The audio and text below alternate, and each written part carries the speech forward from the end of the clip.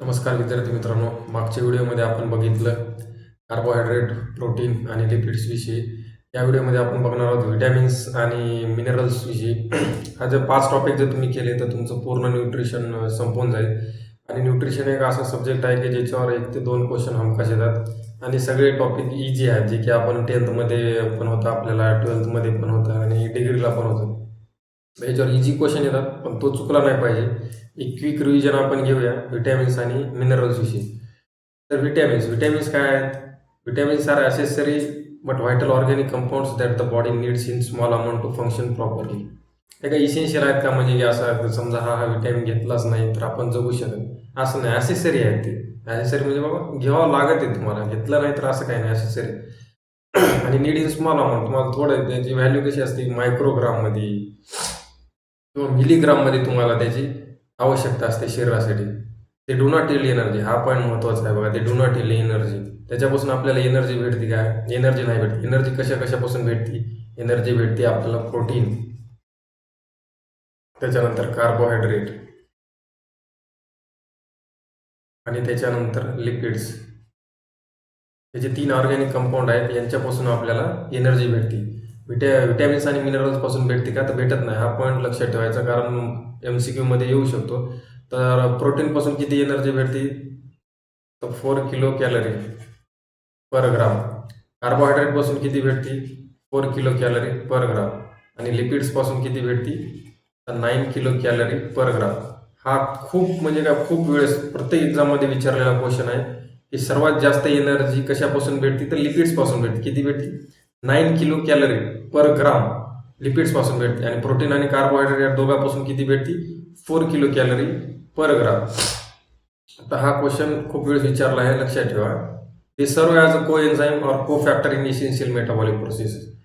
म्हणजे जे essential metabolic process असतात शरीरामध्ये, जसं की आता क्लॉटिंग मेकॅनिझम असते, क्लॉटिंगची जी प्रोसेस आहे, तर क्लॉटिंग प्रोसेसमध्ये कोण मदत करतं? ते विटॅमिन के. विटॅमिन के हे काय करतात?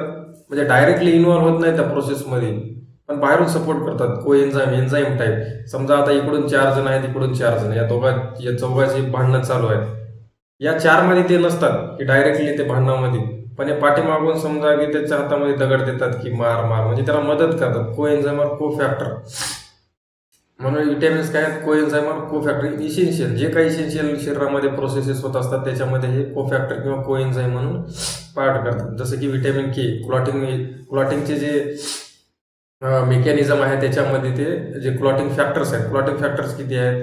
12 क्लॉटिंग फॅक्टर्स आहेत.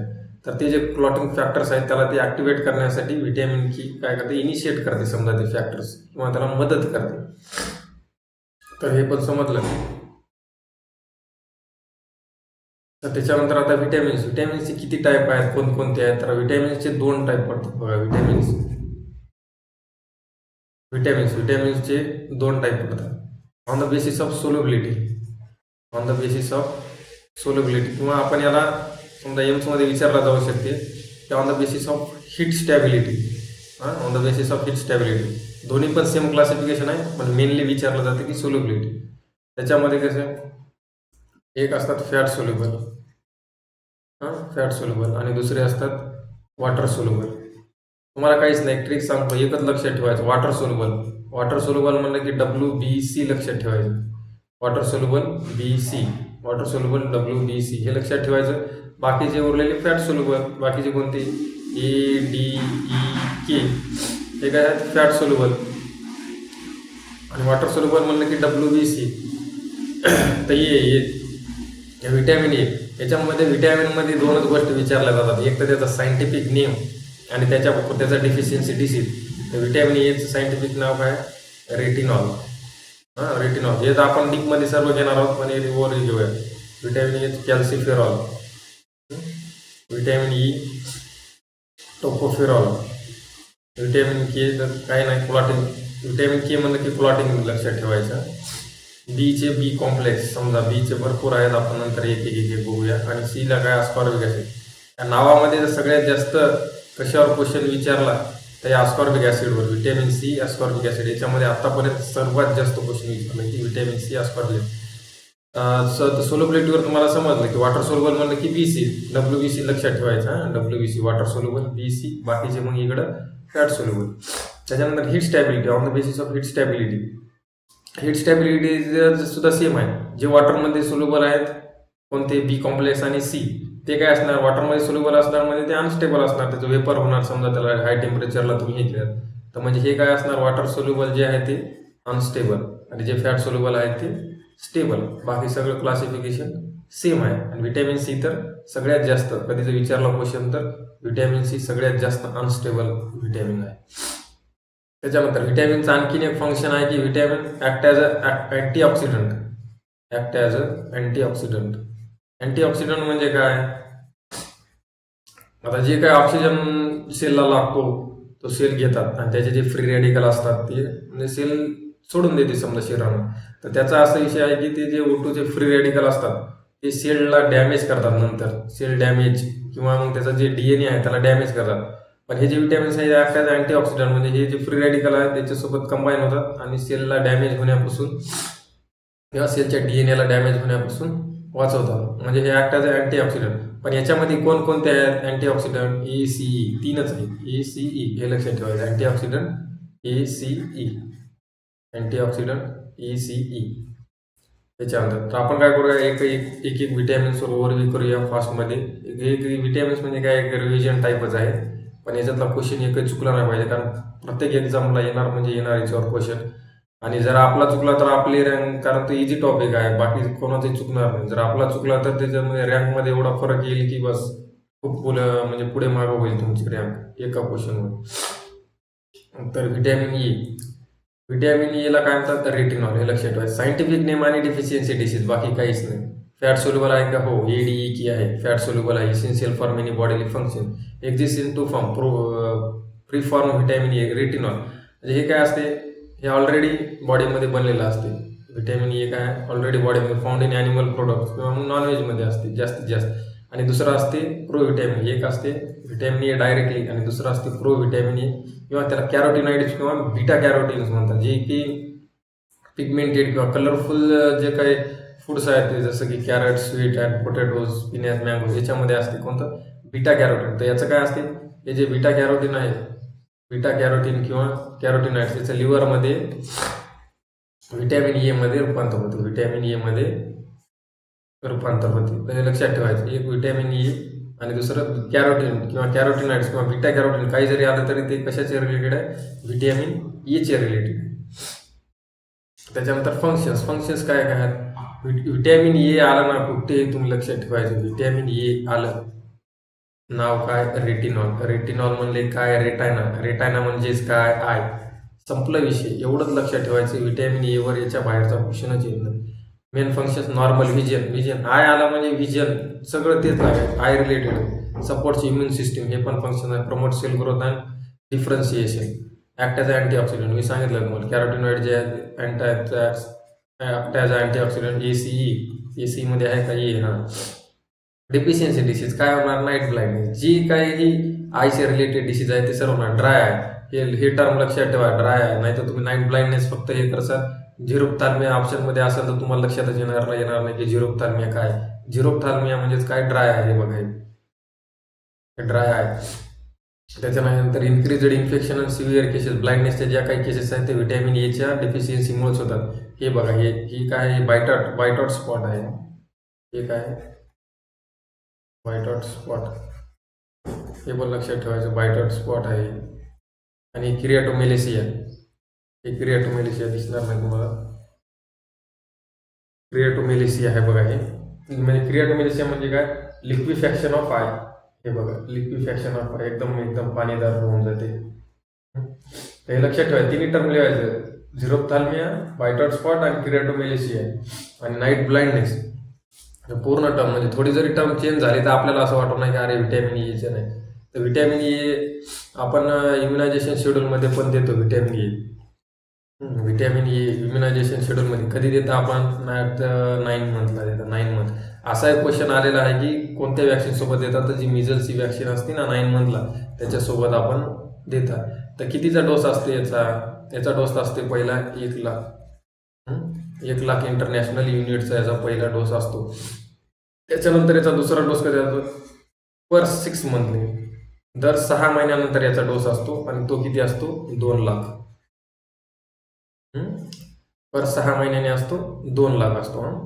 ते लक्षात ठेवायचं. विटॅमिन एची पहिली आणि डोसेस किती असतात पूर्ण, मग डोसेस असतात 9, म्हणजे ते किती 9 मंथ्स टू 59 मंथ्स पर्यंत, म्हणजे 5 इयर्स पर्यंत समजा, अंदाजे 5 इयर्स पर्यंत. लक्षात ठेवायचं पहिला डोस विटॅमिन एचा 9 मंथला देतात. कशासोबत देतात, मिझल सोबत. हे लक्षात ठेवायसाठी की बाबा मिझल सोबत देतात म्हणजे 9 मंथला देतात, ते लक्षात आलं. 6 to 9 मंथ, पण आपण 9 मंथ पकडायचं. पहिल्या डोसचे व्हॅल्यू किती असते 1,00,000 युनिट. त्याच्यानंतरचा डोस कधी असतो 6 महिने, पर 6 महिन्यांनी 2,00,000 इंटरनॅशनल युनिट, 2,00,000 इंटरनॅशनल युनिटनं असे टोटल 9 डोस देतो आपण 59 मंथ्सपर्यंत. हे लक्षात ठेवायचं. इम्युनायझेशन शेड्यूलमध्ये आपण देतो. याच्यावर पण खूप वेळेस क्वेश्चन आलेला आहे. त्याच्यानंतर आहे व्हिटॅमिन डी. व्हिटॅमिन डी तर तुम्हाला माहितीच आहे. व्हिटॅमिन डी सनशाईन व्हिटॅमिन याला म्हणतात. कशामुळे म्हणतात, कारण हे सनलाईटमधून भेटते त्याच्यामुळे. Vitamin produce in the skin when exposure to sunlight. Produce in the skin, सनलाईटमधून भेटते. Also obtain from diet and supplements.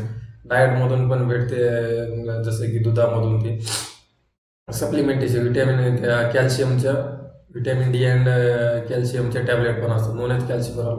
हे नाव लक्षात ठेवायचं. Vitamin D, calciferol. आणि जे काही बोन रिलेटेड येईल, बोन किंवा टीथ रिलेटेड येईल, ते सर्व पर्याय मारून टाकायचे व्हिटॅमिन डीला. फंक्शन काय, रेग्युलेट कॅल्शियम अँड फॉस्फरस. आणि कॅल्शियम फॉस्फरस हे म्हणजे भाऊ असल्यासारखे, दोघंही एकूण एकाला रेग्युलेट करतात. Maintain bone and teeth health. Maintain bone and teeth health. Play role in muscle function. Muscle फंक्शनमध्ये कसा रोल करणार, कारण मसल फंक्शनमध्ये कॅल्शियम असतं ना. कॅल्शियम मसल रिलॅक्सेशन आणि कॉन्ट्रॅक्शन मध्ये काय करते, कॅल्शियम ऍक्टिव्हेट होतं. कॅल्शियम ऍक्टिव्हेट करते ना मसलला, त्याच्यामुळे muscle function. May reduce risk of chronic disease. काही क्रोनिक डिसीजमध्ये क्रोनिक डिसीजची पण रिस्क कमी करते. जसं की कॅल्शियम, जे कोलॉन कॅन्सर आहे, त्याचं कॅल्शियमची जर जास्त कमी झाली तर कोलॉन कॅन्सर होते. त्याच्यामध्ये कॅल्शियमचं जर नॉर्मल प्रमाण असेल तर कोलॉन कॅन्सरची सुद्धा रिस्क कमी होते. डायबिटीजमध्ये पण असते, कारण ग्लुकोज हे करते, मेटाबॉलिझम करते. कॅल्शियममुळे ग्लुकोजचं मेटाबॉलिझम पण होते, त्याच्यामुळे डायबिटीजमध्ये पण डायबिटीजची रिस्क सुद्धा थोडी कमी होते.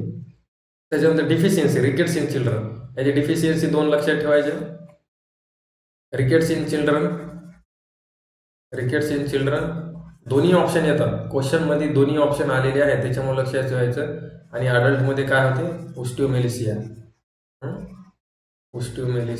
दोन्ही लक्षात ठेवायचं. चिल्ड्रनमध्ये काय होणार, रिकेट्स, आणि अडल्टमध्ये काय होणार, ओस्टिओमेलेसिया इन अडल्ट्स.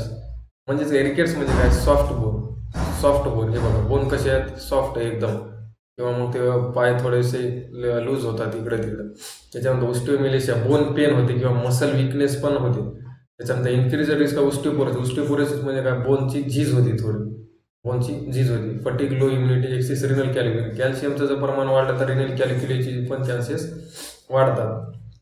तर व्हिटॅमिन डी जर आलं इथून पुढे, व्हिटॅमिन डी आलं की सनशाईन व्हिटॅमिन. त्याच्यानंतर काय लक्षात ठेवायचं, कॅल्सिफेरॉल किंवा कोलेकॅल्सिफेरॉल. आणि जे काही बोन आणि टीथ रिलेटेड येईल ते करायचं. रिकेट्स इन चिल्ड्रन आणि ओस्टिओमेलेसिया इन अडल्ट. एवढंच लक्षात ठेवायचं. व्हिटॅमिन डी संपलं. व्हिटॅमिन ई सगळ्यात सोपं आहे. व्हिटॅमिन ईचं काय ना, व्हिटॅमिन ईचं सायंटिफिक नेम आहे टोकोफेरॉल. फॅट सोल्युबल आहे का, हो, ADEK मध्ये येते, फॅट सोल्युबल आहे. Act as a power antioxidant, हो, ACE मध्ये आहे, अँटीऑक्सिडंट आहे. Essential for normal reproduction. याचं एकच फंक्शन आहे मेन, म्हणजे नॉर्मल रिप्रोडक्शनसाठी एसेन्शियल आहे. Deficiency is red and white. Deficiency नसतेच, कारण कोणत्याही फळामध्ये ते आपल्याला अवेलेबल होते, फूडमध्ये कोणत्या पण, त्याच्यामुळे त्याची डिफिशियन्सी कशी आहे, रेड आहे. तर व्हिटॅमिन ई आलं की एकच लक्षात ठेवायचं, त्याचं सायंटिफिक नेम काय, टोकोफेरॉल. त्याच्यामुळे काय होते, स्टरिलिटी. समजा स्टरिलिटी, त्याच्या डिफिशियन्सीमुळे काय, स्टरिलिटी आणि अँटीऑक्सिडंट आहे. स्टरिलिटी, दोनच गोष्टी, व्हिटॅमिन ई, टोकोफेरॉल. स्टरिलिटी म्हणजे काय, रिप्रोडक्शनमध्ये ॲनिमलच्या ते मदत करतात. त्याच्यानंतर व्हिटॅमिन के आलं ना, व्हिटॅमिन की डायरेक्ट काय, व्हिटॅमिन के रिलेटेड टू क्लॉटिंगचे जे काही प्रोसेसेस आहेत, व्हिटॅमिन केमुळं चालतात समजा, किंवा व्हिटॅमिन के त्याला इनिशिएट करते. कसं आहे, फॅट सोल्युबल आहे, हो, फॅट सोल्युबल आहे. ADEK मध्ये येते, फॅट सोल्युबल आहे. Existing mainly K1, फायलोक्विनोन. हे कसं आहे, प्लांटपासून भेटते, त्याच्यामुळे याला फायलोक्विनोन म्हणतात. व्हिटॅमिन K1 आणि K2 मिनॅक्युलम हे ॲनिमल सोर्सेसपासून मिळते. नेम्स केम्स फ्रॉम व्हिटॅमिन केला कसं काय, कारण जर्मनमध्ये कोयागुलेशनची स्पेलिंग के पासून सुरू होती, त्याच्यामुळे त्याला जर्मन व्हिटॅमिन के म्हणतात. फंक्शन्स काय, clotting, activate protein clotting factors needed for कोयागुलेशनसाठी जे क्लॉटिंग फॅक्टर आहे, क्लॉटिंग फॅक्टर किती आहे, 12 क्लॉटिंग फॅक्टर आहेत. कसे आहेत क्लॉटिंग फॅक्टर, 1, 2, 3 असे 13 पर्यंत आहेत. 13.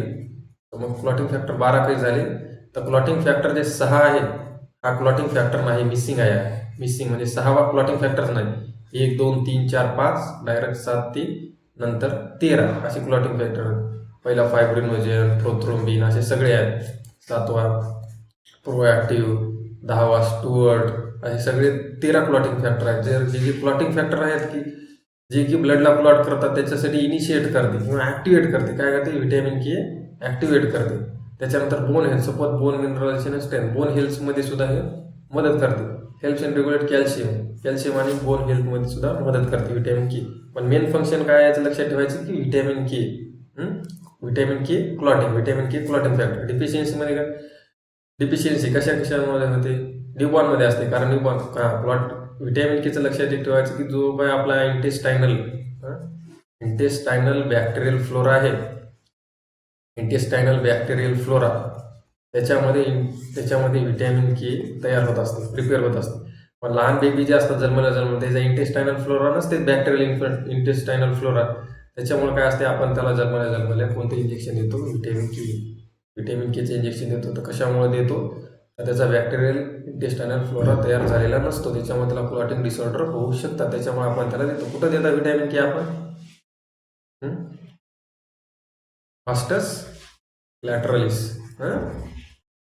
वास्टस लॅटरलिस या मसलमध्ये देतो. लक्षात ठेवायचं. न्यूबॉर्न लो स्टोअर्स वर लॉंग टर्म अँटीबायोटिक. आणि जे लॉंग टर्म अँटीबायोटिक घेतात त्याच्यामध्ये पण याची डिफिशियन्सी आढळते. कशामुळे आढळते, तर त्याच्यामुळे त्याचा बॅक्टेरियल फ्लोरा जे असते, लॉंग टर्म अँटीबायोटिक एखाद्याला चालू असले त्याचा इंटेस्टायनल बॅक्टेरियल फ्लोरा त्याचा समजा हे होऊन जाते, समजा रेअर होऊन जाते किंवा त्याचं कमी होऊन जातं. तर त्याच्यामध्ये सुद्धा व्हिटॅमिन केची डिफिशियन्सी, त्याचं डिस्ट्रॉय झाल्यामुळे बॅक्टेरियल फ्लोरा, त्याच्यामध्ये पण व्हिटॅमिन केची डिफिशियन्सी आढळून येते. तर व्हिटॅमिन के आलं की काहीच नाही, एकच लक्षात ठेवायचं, व्हिटॅमिन के क्लॉटिंग, बाकी काही नाही. तर अशा प्रकारे आपण जे की फॅट सोल्युबल व्हिटॅमिन्स आहेत, त्याचं सगळं संपलेलं आहे. फॅट सोल्युबल, तर एक क्विक रिव्हिजन घेऊया. फॅट सोल्युबलमध्ये आपण काय बघितलं, ADE, याचं काय, ए म्हणलं की रेटिनॉल, रेटायना, आय रिलेटेड. त्याच्यामध्ये काय काय बघितलं आपण, झिरोफ्थाल्मिया, बायटॉट स्पॉट, क्रिएटोमेलेसिया, नाईट ब्लाइंडनेस. सगळ्यात सोपं तर नाईट ब्लाइंडनेसच विसरायला आपण, नाईट ब्लाइंडनेस.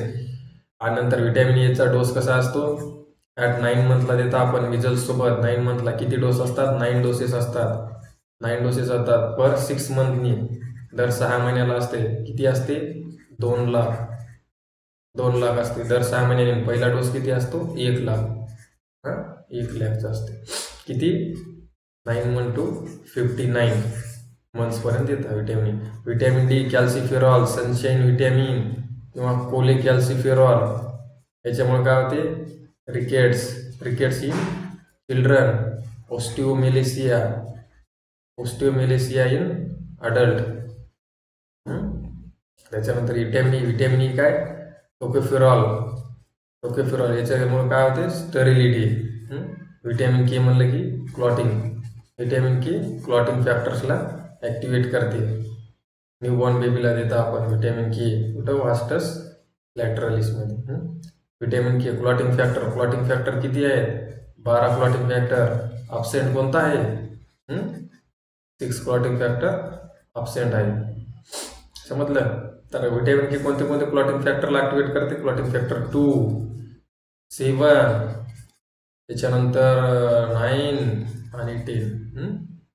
एवढे 10. 10वा कोणता आहे, स्टुअर्ट बॉर्डर. दुसरा कोणता आहे, प्रोथ्रोम्बिन. प्रोॲक्टिव्ह, अँटी हिमोरेज, सगळे क्लॉटिंग फॅक्टरला ॲक्टिवेट करते व्हिटॅमिन के. समजलं. फॅट सोल्युबल व्हिटॅमिनमध्ये काही अडचण नाही. त्याच्यानंतर बी कॉम्प्लेक्स, WBC, वॉटर सोल्युबल म्हणलं की WBC वॉटर सोल्युबल, बी कॉम्प्लेक्स आणि सी लक्षात ठेवायचं. त्याच्यामध्ये आता बी कॉम्प्लेक्समध्ये एक एक एक आपण बघूया. B1 त्याच्यामध्ये B1 आहे. B1 म्हणजेच काय थायमिन. याचे पण बी कॉम्प्लेक्समध्ये पण त्याचे नाव आणि सायंटिफिक नेम आणि डेफिशियन्सी डिसीज एवढंच लक्षात ठेवायचं. आपण थोडं डिटेलमध्ये बघूया, पण लक्षात ठेवताना तेवढंच ठेवलं तरी जमते. तुम्ही कोणत्याही बुकमधून रिव्हिजन केलं ना तर तुम्हाला इझिली समजून जाईल. वॉटर सोल्युबल आहे का? हो, वॉटर सोल्युबल आहे. WBC आहे. Also called as thiamine. B1 thiamine लक्षात ठेवायचं. Discovered in 19th century when polished rice. जे 19th सेंचुरीमध्ये जेव्हा पॉलिस्टर राईसचा कन्सेप्ट निर्माण झाला तेव्हा पहिल्यांदा जास्त थायमिनची डिफिशियन्सी झाली, त्याच्यामुळे बेरी झाला. म्हणून त्याला राईस इटर्स डिसीज सुद्धा म्हणतात. कोणता? Rice eaters disease. लक्षात ठेवायचा. हा पण क्वेश्चन विचारू शकते. Rice eaters disease. Rice B1 thiamine rice beri. त्याच्यामुळे कोणता डिसीज होते? Beri. Energy matter helps in कार्बोहायड्रेटपासून एनर्जी देण्यामध्ये थायमिन मदत करते. सर्वात जास्त इम्पॉर्टंट फंक्शन हे पण आहे त्याचं. Supports nerve muscle and heart function. Vital for cell growth and cell function. डिफिशियन्सीमुळे काय होते? बेरीचे 3 टाईप आहेत. बेरीच्या लक्षात ठेवायचं. B1 थायमिन बेरी हे सिक्वेन्स आहे. B1 थायमिन बेरीचे 3 टाईप आहेत. एक आहे वेट बेरी, दुसरा आहे ड्राय बेरी आणि तिसरा आहे इन्फंटाईल बेरी. पहिला वेट म्हणजे काय? हार्ट रिलेटेड, हार्ट फंक्शन किंवा हार्ट मसल, हार्ट. दुसरा आहे ड्राय म्हणलं की नर्व इन्व्हॉल्वमेंट, हार्ट नर्व. आणि इन्फंटाईल म्हणलं की इन्फंटमध्ये होते, 2 to 4 monthsच्या इन्फंटमध्ये. लक्षात ठेवायचं. याच्यावर पण क्वेश्चन आलेला आहे की बेरी DME आणि DHSला तर डायरेक्टली क्वेश्चन येईल, पण एम्सला वगैरे किंवा अदर स्टेटच्या एक्झामला याच्यावर क्वेश्चन आलेला आहे की म्हणजे बेरीचे विचारलं आहे classification. Wet beri, dry beri काय नेमकं ते. तर ड्राय बेरी काय? ड्रायमध्ये काय? Nerve involvement. Wet beri heart involvement. आणि infantile beri of course in infant 2 to 4 months of age. त्याच्यानंतर याच्या डिफिशियन्सीमुळे काय होतं? Wernicke's Korsakoff syndrome. म्हणजे काय? जे काय अल्कोहोल कंझ्युम करतात जास्त, क्रोनिक अल्कोहोलिक, त्यांच्यामध्ये थायमिनचं प्रमाण कमी होते. त्याच्यामध्ये वर्निकेज कॉर्सॅकॉफ नावाचा सिंड्रोम होते. ते काय? न्यूरोलॉजिकल डिसऑर्डर आहे. त्याच्यामुळे मेमरी लॉस होते. त्याचं मेन फंक्शन काय? Memory loss. हे लक्षात ठेवायचं. Symptoms fatigue, poor memory, muscle weakness. B1 विषयी काही अडचण आहे का? B1 आलं की vitamin B1 thiamine berry 3 function घ्यायचे. B1 थायमिन बेरीमध्ये किंवा राईस इटर्स डिसीज म्हणतात त्याला. त्याच्यामध्ये 3 वेट, ड्राय आणि इन्फंटाईल. व्हिटॅमिन B समजलं? ओके. त्याच्यानंतर B2चं नाव काय? रायबोफ्लेविन. फक्त नेम लक्षात ठेवा आणि डिफिशियन्सी, बाकी काही लक्षात राहणार गेलं तरी जमते. B complex vitamin also called as riboflavin. Okay. Naturally present in food. Okay. Called as deficiency काय? अरायबोफ्लेविनोसिस. याच्या डिफिशियन्सीमुळे काय होतं? अरायबोफ्लेविनोसिस.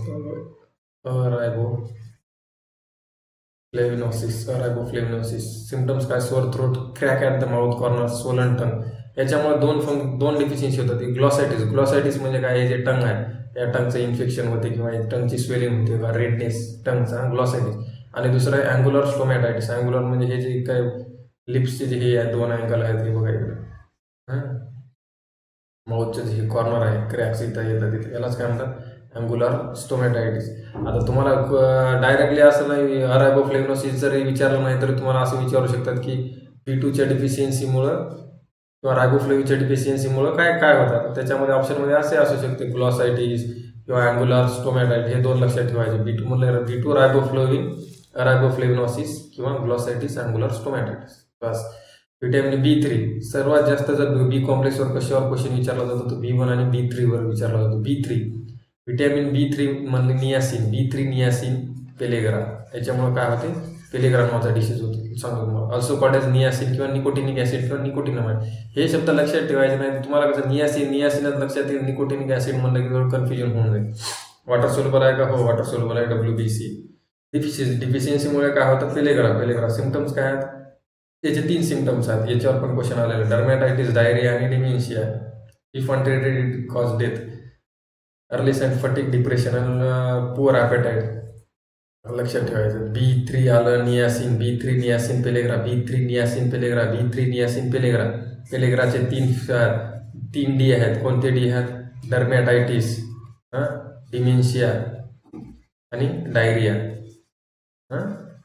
3 लक्षात ठेवायचे. B3 नियासिन पेलेग्राचे डर्मॅटायटिस, डिमेन्शिया आणि डायरिया याच्यावर पण क्वेश्चन आलेला आहे. कोणताही एक डी तुम्हाला चेंज करून देतील. त्याच्यानंतर B5 काय पेंटाथॉनिक ॲसिड. आता या B5 वरून तुम्हाला कळेल की पेंटाथॉनिक ॲसिड सोपं आहे. पेंटो म्हणजे आपण बघितलेलं पेंटाथॉनिक ॲसिड. इधर जे breakdown carbohydrate, fats and protein याच्यामध्ये मदत करते. Needs for synthesis of hormones, cortisol आणि न्यूरो ट्रान्समीटर जे काय आहेत ना त्याच्या सिंथेसिससाठी ह्या मदत करते. डिफिशियन्सीमुळे काय होते, बर्निंग फूड सिंड्रोम होते. डिफिशियन्सी व्हेरी रेअर आहे याची डिफिशियन्सी, कारण सगळीकडे widely available in every food, त्याच्यामुळे रेअर आहे. पण तरी बर्निंग फूड सेन्सेशन जे असते त्याचं एकच लक्षात ठेवायचं. बर्निंग फूड सेन्सेशन म्हणजे की पायामध्ये जळजळ होणे, ते सिंड्रोम होते याच्या डिफिशियन्सीमुळे. तर B5 म्हणलं की काय, pantothenic acid. B5 pantothenic acid, burning food syndrome किंवा सिंथेसिस ऑफ न्यूरो ट्रान्समीटर, एवढंच लक्षात ठेवायचं. B6 पायरिडॉक्सिनची टॅबलेट असते बघा, पायरिडॉक्सिनची. B6 म्हणलं की pyridoxine. Protein metabolism helps in breakdown amino acid.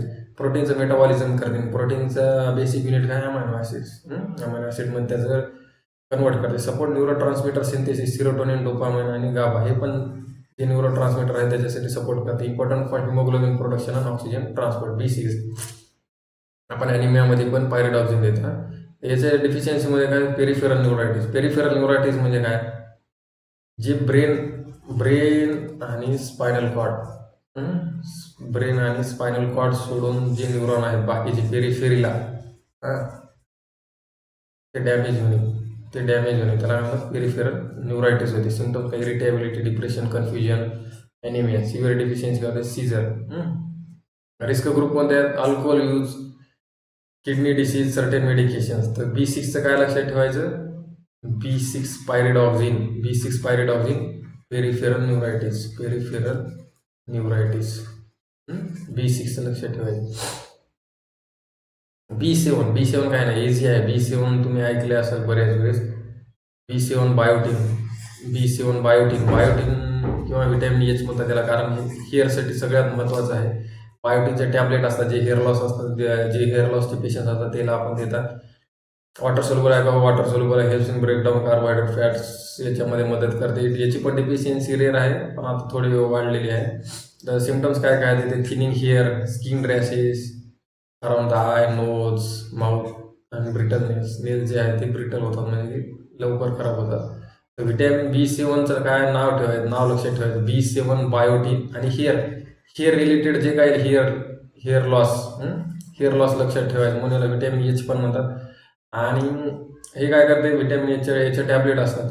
ते व्हिटॅमिन Hचे टॅबलेट हे काय करते, हेअर फॉलिकलला मदत करते. हेअर फॉलिकलची सिंथेसिस करते, लक्षात ठेवा. व्हिटॅमिन B9 फॉलिक ॲसिड किंवा फोलेट, जे नॅचरल फॉर्ममध्ये असते त्याला फोलेट म्हणतात, आणि जे टॅबलेट सिंथेटिक असते त्याला फॉलिक ॲसिडची tablet. Function support red blood cell formation. हे तुम्हाला माहिती आहे, फॉलिक ॲसिडच्या टॅबलेट देतो आपण प्रेग्नंट वुमनला. कशासाठी, तर ॲनिमिया प्रिव्हेन्शन करण्यासाठी देतात. कशामुळे देतं, anaemia prevention. Crucial for growth and development specially during pregnancy. Helps in prevent neural tube defect. तर याच्या डिफिशियन्सीमुळे काय होते, neural tube defect, NTD, neural tube defect. त्याच्यामध्ये मग हे स्पायना बायफिडा येतं, स्पायनल कॉर्डची आउटग्रोथ होती इथं, स्पायना बायफिडा किंवा अनेन्सेफॅली म्हणजे जे आपलं हेड आहे किंवा मधलं जे ब्रेन आहे, त्या ब्रेनची पूर्ण डेव्हलपमेंटच होत नाही. त्याच्यामुळं अलगच असं पूर्ण जे राऊंडेड आपलं हेड आहे ना, ते राऊंडेड होतच नाही. कट्ट तर पाठीमागून असं दबल्यासारखं पूर्ण ग्रोथच होत नाही. लीड्स टू मेगॅलोब्लास्टिक ॲनिमिया होणार फॉलिक ॲसिडमुळे. त्याच्यामुळे तर प्रेग्नंट होणार. आणि मेगॅलोब्लास्टिक म्हणजे काय, large immature red blood cells. त्यामुळे फटीग, विकनेस ते येणार, इरिटेबिलिटी, पूर कॉन्सन्ट्रेशन. प्रेग्नन्सीमध्ये सगळ्यात जास्त रिस्क आहे neural tube defect, spina bifida आणि अनेन्सेफॅली. त्याच्यानंतर व्हिटॅमिन B12 काय, कोबालामाइन किंवा cyanocobalamin. Function support red blood cell formation, prevent anaemia. हे पण ॲनिमियाच प्रिव्हेंट करते व्हिटॅमिन B12, कोबालामाइन. त्याच्यामध्ये कोबाल्ट असते, लक्षात ठेवायचं. Helps in DNA synthesis and cell division. Works with folate and B6 to regulate homocysteine levels. जे हार्टमध्ये जे हिमोसिस्टिक्स असतात लेवल, त्याचं ते B6 आणि फोलेटच्या मदतीनं ते रेग्युलेट करत असते, लक्षात ठेवायचं. B12, कोबालामाइन, मेगॅलोब्लास्टिक ॲनिमिया, हे लक्षात ठेवायचं. Megaloblastic anaemia, weakness, fatigue. Sir pernicious anaemia म्हणजे काय माहिती आहे का, जर ऑब्झर्वेशनच होत नाही आयनचं, poor absorption poor absorption of poor absorption of iron poor absorption of iron त्याच्यामुळे काय होते परनिसिस ॲनिमिया होते. B12 तर व्हिटॅमिन बी कॉम्प्लेक्स आपले संपलेले आहेत, तर आपण एकदा बी कॉम्प्लेक्सचे एकदम पूर्ण रिव्हिजन घेऊया. व्हिटॅमिन बी कॉम्प्लेक्स नाव सायंटिफिक नेम आणि डिफिशियन्सी. व्हिटॅमिन बी वन काय आहे thiamine. Scientific name deficiency disease beri B1 thiamine beri B2 काय रायबोफ्लेविन त्याच्यामुळे काय रायबोफ्लेविनोसिस त्याच्यामुळे काय होते ग्लॉसायटिस किंवा angular stomatitis inflammation of the tongue. B3 काय नियासिन डिसीज कोणता पेलेग्रा. B3 नियासिन पेलेग्रा त्याच्यामध्ये 3D आहेत. 3D कोणते डायरिया डर्मॅटायटिस डिमेन्शिया. त्याच्यानंतर B5 काय पेंटाथॉनिक ॲसिड त्याच्यामुळे काय होतं बर्निंग फूड सिंड्रोम. कोणता बर्निंग फीड सिंड्रोम. त्याच्यानंतर B6 काय पायरिडॉक्झिन पेरिफेरल न्यूरायटिस. त्याच्यानंतर B7 काय बायोटीन हेअर लॉस किंवा व्हिटॅमिन H. त्याच्यानंतर B9 नॅचरल फॉर्ममध्ये कोणतं आढळते फोलेट किंवा फोलिक ॲसिड. जे सिंथेटिक आहे ते काय फोलिक ॲसिड. त्याच्यामुळे काय होते ॲनिमिया किंवा न्यूरल ट्यूब डिफेक्ट्स होतात. त्याच्यानंतर B12 कोबालामाइन किंवा सायनोकोबालामाइन त्याच्यामुळे काय मेगॅलोब्लास्टिक ॲनिमिया किंवा पर्निसियस ॲनिमिया. त्याच्यानंतर बी कॉम्प्लेक्सवर क्वेश्चन तर जास्तीत जास्त मला तर B1 आणि B3 वर विचारले जातात ना, आणि इकडे B9 आणि B12 वर काय नाही ॲनिमिया लिहून टाकायचं. B1 thiamine berry B3 niacin pellagra. जर त्याला हार्डच विचारायचं असेल तर पेलेग्रावर विचारतात. त्यानंतर 3D वर डायरिया डिमेन्शिया आणि डर्मॅटायटिस. झालं बी कॉम्प्लेक्स तर समजलं. त्याच्यानंतर आहे व्हिटॅमिन सी वर सगळ्यात जास्त जो क्वेश्चन कसा येते तर फक्त त्याच्या सायंटिफिक नेमवर येते अस्कॉर्बिक ॲसिड म्हणून सर्वात जास्त. तर vitamin C ascorbic acid. Functions काय पावरफुल अँटीऑक्सिडंट तुम्हाला लेक्चरच्या सुरुवातीला सांगितले कोणते आहेत. EC अँटीऑक्सिडंट आहे vitamin C. Protect cell from free radical, supports collagen synthesis, enhances iron absorption from the plant based food. Citrus rich vitamin C कशामध्ये असते सिट्रस रिच फूड जसं की संत्रा याच्यामध्ये असते, लिंबू याच्यामध्ये कोणतं आहे व्हिटॅमिन सी. डिफिशियन्सीमुळे काय होते स्कर्वी म्हणजे काय ब्लिडिंग गम्स. स्कर्वी किंवा ब्लिडिंग गम्स हे लक्षात ठेवायचं. स्कर्वी किंवा ब्लिडिंग गम्स हे बघा bleeding gums. Scurvy symptoms fatigue gum diseases easy bruising poor wound healing.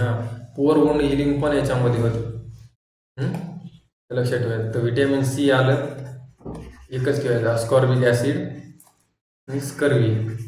तीनच गोष्टी लक्षात ठेवायच्या. स्कर्वी काय ब्लिडिंग गम म्हणजे लक्षात आलं पाहिजे की बाबा नेमका स्कर्वी आहे तरी काय व्हिटॅमिन सी. तर अशा प्रकारे आपलं झालेलं आहे व्हिटॅमिन्स. आणखीन एकदा क्विक रिव्हिजन घेऊया आपण vitamins. Fat soluble on the basis of solubility. Fat soluble water soluble. Fat soluble ADEK. एचं काय व्हिटॅमिन ए रेटिनॉल.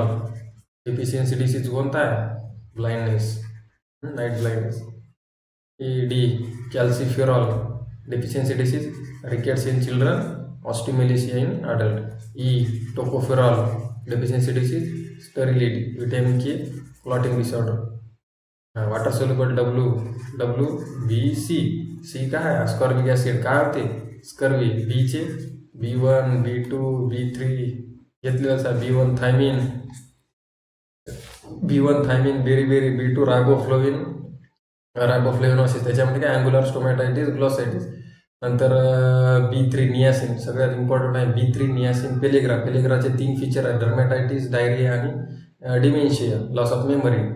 त्याच्यानंतर B5 काय पेंटाथॉनिक ॲसिड काय बर्निंग फूड सिंड्रोम. त्याच्यानंतर B6 B6 आहे पायरिडॉक्सिन पेरिफेरल न्यूरायटिस, म्हणजे ब्रेन आणि स्पायनल कॉर्ड सोडून जे काही नर्व आहेत ते डॅमेज झालं, पेरिफेरल न्यूरायटिस. त्याच्यानंतर B7 काय बायोटिन काय एच किंवा व्हिटॅमिन एच म्हणतात त्याला. व्हिटॅमिन एच काय हेअर लॉस, कारण हेअर फॉलिकल सिंथेसिससाठी मदत करते ती. त्याच्यानंतर आहे B9 काय फोलेट किंवा फॉलिक ॲसिड, त्याच्यामुळे काय ॲनिमिया किंवा न्यूरल ट्यूब डिफेक्ट त्याच्यामुळे प्रिव्हेंट होतात. त्याच्यामुळे आपण प्रेग्नंट वुमेनमध्ये फॉलिक ॲसिडच्या टॅबलेट देतो.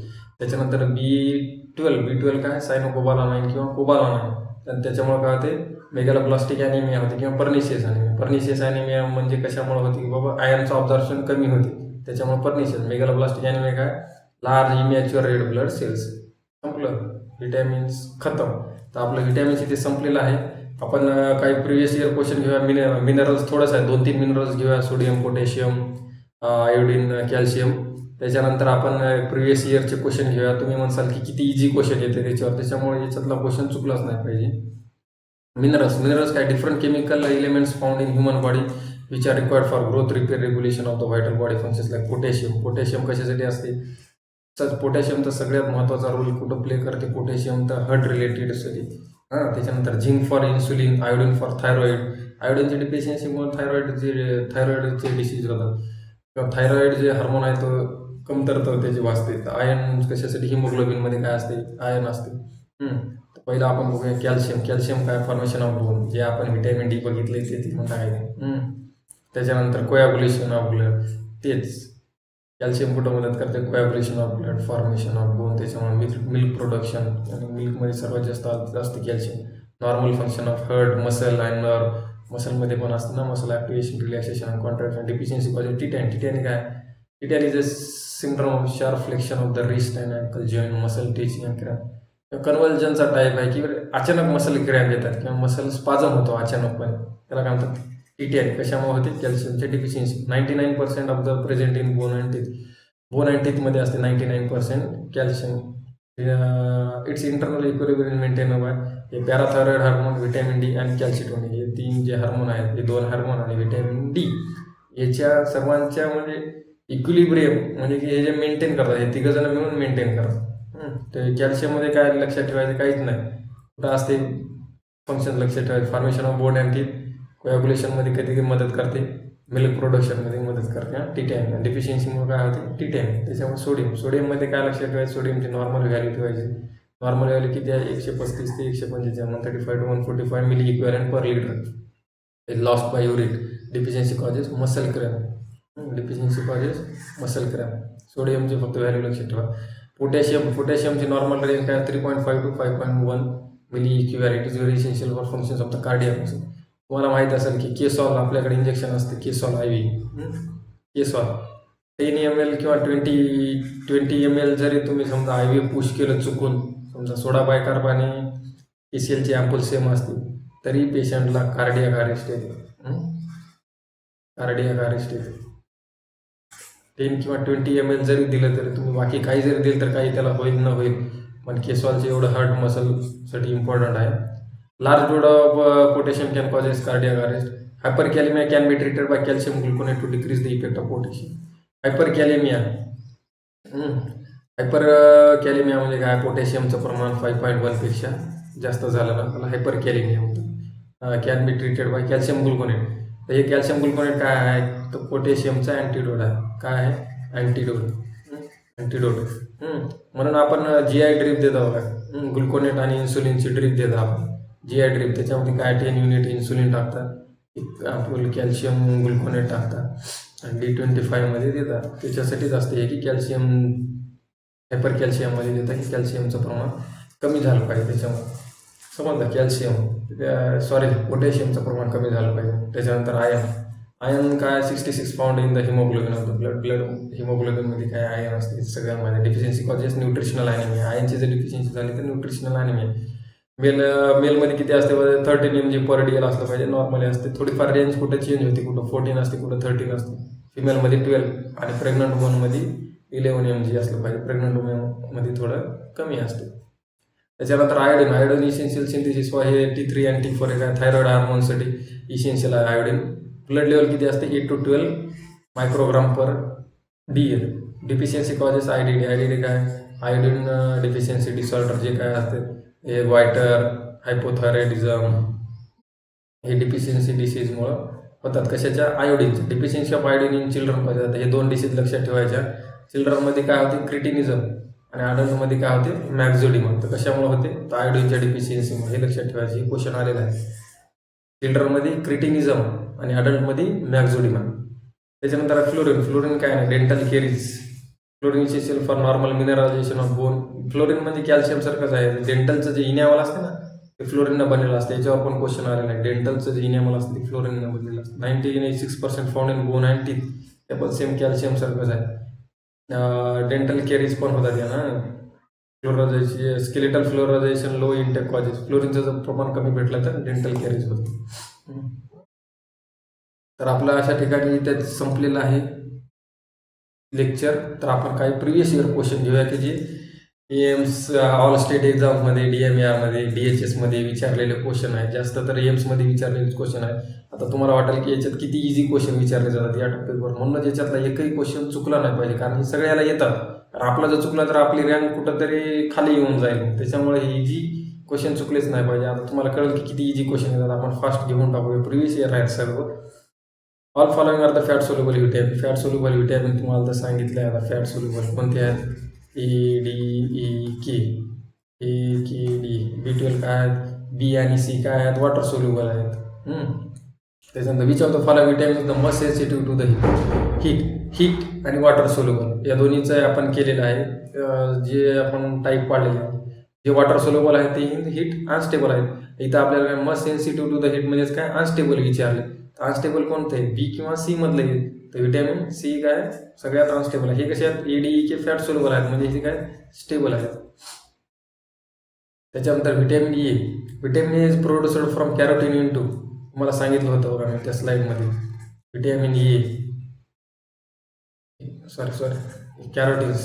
कॅरोटीन्सचं व्हिटॅमिन E मध्ये रूपांतर होते. कुठं होते? लिव्हरमध्ये होते. हे कसं आहे? प्रोव्हिटॅमिन E असते. प्रोव्हिटॅमिन E नंतर याचं मॅच्युअर होते समजा व्हिटॅमिन E मध्ये. कुठं होते? लिव्हरमध्ये.